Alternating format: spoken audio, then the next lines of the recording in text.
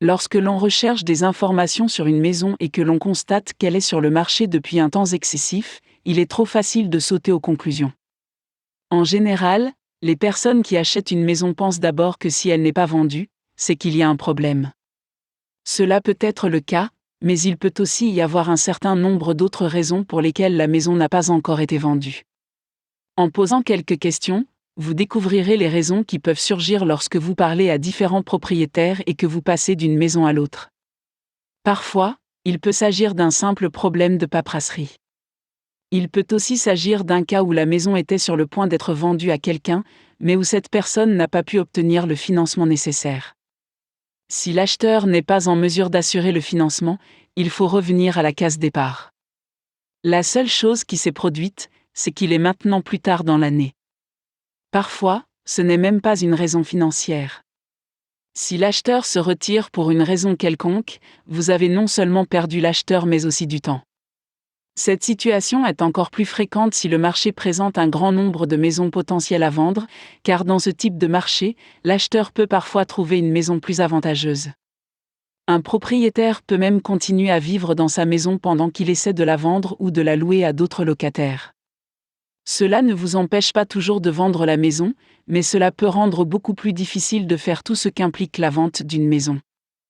Les maisons qui sont louées ne seront pas mises en scène correctement, ce qui peut rendre plus difficile la tâche d'attirer un acheteur. Et si le locataire a un animal, il peut être encore plus difficile de faire visiter la maison. Une autre erreur que les gens commettent et qui peut faire en sorte que la maison reste sur le marché plus longtemps est qu'ils fixent un prix trop élevé pour leur maison. Si le prix de votre maison est trop élevé, vous risquez de faire fuir les acheteurs potentiels, surtout si votre maison est plus chère qu'une maison similaire située juste à côté. Peut-être que la maison n'a pas été évaluée au prix du contrat, qui peut avoir inclus une concession du vendeur. Parfois, il arrive aussi que le vendeur ait eu un changement de plan. Il se peut qu'un membre de la famille soit décédé et qu'il n'ait plus le temps de se concentrer sur la vente de la maison, qu'il ait perdu son emploi et ne puisse pas se permettre de déménager, ou que la maison qu'il prévoyait d'acheter ait déjà été vendue. Et puis, il y a toujours la possibilité que la maison ait un problème.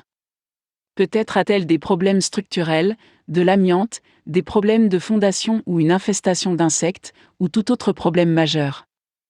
Vous devez également réfléchir à ce qu'est vraiment une longue période et à ce qui est considéré comme raisonnable. Si vous êtes pressé de vendre, quelques mois peuvent sembler très longs.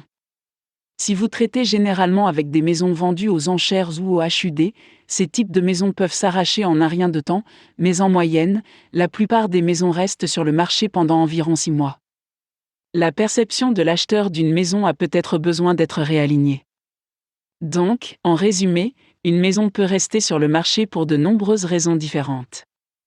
Vous ne devriez jamais supposer qu'une maison a des problèmes simplement parce qu'elle est sur le marché depuis un certain temps, à moins que vous n'ayez effectué une inspection formelle.